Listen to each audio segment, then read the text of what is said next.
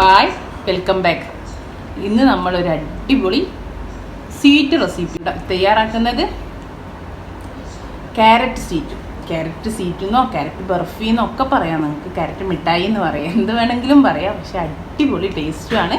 നമ്മളെ വീട്ടിൽ എപ്പോഴും ഉണ്ടാകുന്ന ഇത്തിരി ക്യാരറ്റും തേങ്ങയാണ് ഇതിൽ മെയിനായിട്ട് ചേർക്കുന്നത്. പിന്നെ ഇതിൻ്റെ കൂടെ കുറച്ച് പഞ്ചസാര, ഇത് മാത്രം മതി. അല്ലാതെ മിൽക്ക് മെയ്ഡോ ക്രീമോ അങ്ങനെ ഒന്നും വേണ്ട. എല്ലാവർക്കും ഇഷ്ടവും. സ്കൂളിൽ കൊണ്ടുപോകുക, വലിയ കുട്ടികൾ ഹോസ്റ്റലിലൊക്കെ ഉള്ളവർക്കാണെങ്കിൽ ഹോസ്റ്റലിൽ എല്ലാവർക്കും കൊടുക്കാൻ കൊണ്ടുപോകുക. അതേപോലെ നമുക്ക് ഗസ്റ്റ് വരുമ്പോൾ പെട്ടെന്ന് എല്ലപ്പം പുഡിങ്ങൊക്കെ അല്ലേ, അപ്പോൾ പെട്ടെന്ന് ആണെങ്കിൽ ഇതുണ്ടാക്കുക. അപ്പോൾ നമുക്ക് പെട്ടെന്ന് എങ്ങനെയാണ് തയ്യാറാക്കാൻ നോക്കാം.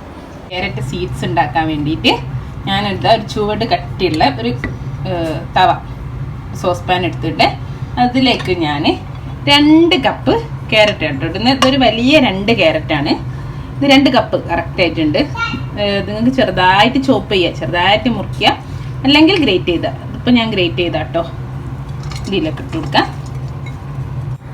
ഇനി ഇതിലേക്ക് അതേപോലെ 2 കപ്പ് ചിരകിയ തേങ്ങ കേട്ടോ. നമ്മൾ നോർമൽ എല്ലാത്തിനും ചിരകും പോലെ ചിരകിയ തേങ്ങ 2 കപ്പ്. രണ്ടും ഒരേ അളവാണ്, ക്യാരറ്റും തേങ്ങയും. പിന്നെ ഇതിലേക്ക് 1 കപ്പ് പഞ്ചസാര പകുതി, ഒരു 2 ടേബിൾ സ്പൂൺ. ഈ പഞ്ചസാര ഒന്ന് ഉരുകാനുള്ള അത്രയും മതി, ഒന്ന് മെൽറ്റാനുള്ള പാല് 2 ടേബിൾ സ്പൂണേ ഉള്ളത്. ഇനി തീ കത്തിച്ച് ഞാൻ ഇതൊന്ന് പഞ്ചസാരയൊക്കെ നന്നായി ഉരുക്കിയെടുക്കണം. എന്നിട്ട് ഈ തേങ്ങയിലേക്കും ക്യാരറ്റിലേക്കും നന്നായിട്ട് ഇത് പിടിക്കണം ഈ പഞ്ചസാര. ഓക്കെ,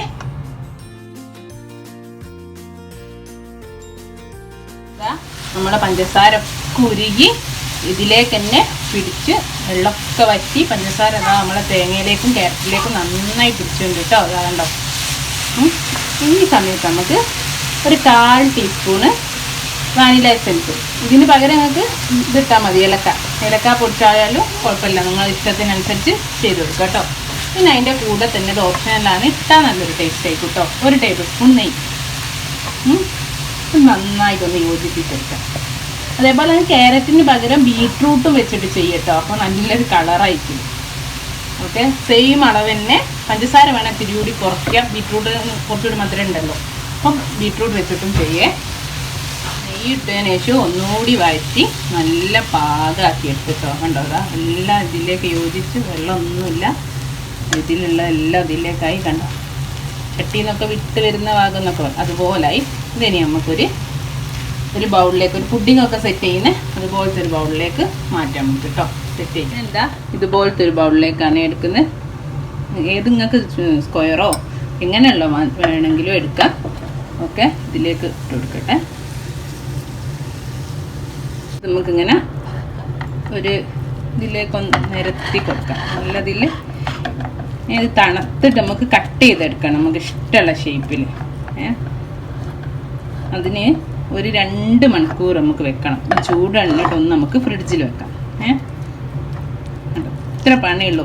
ജസ്റ്റ് ഒന്ന് പഞ്ചസാര ഉരുകി അതിൽ ഇതാവുന്നു, എന്താ പറയുക, ആ തേങ്ങയിലേക്കും ക്യാരറ്റിലേക്കും ഒക്കെ ഒന്ന് പിടിക്കുന്നത് വരെ, അത്രയേ ഉള്ളൂ, വേറെ ഒന്നുമില്ല. കണ്ടോ, സിമ്പിളാണ്. നമ്മളെ ക്യാരറ്റ് സീഡ്സ് ഇവിടെ റെഡിയാക്കണ്ടോ, ഇത്ര പണിയാണ്. ഇതൊന്ന് തണുത്ത് സെറ്റാണ്.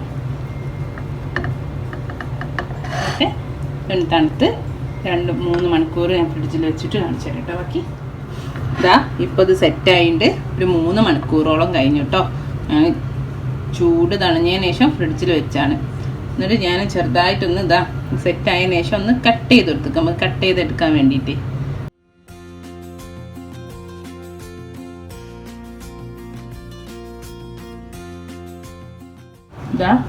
കണ്ടില്ലേ നമ്മുടെ barfi, carrot barfi, carrot sweet.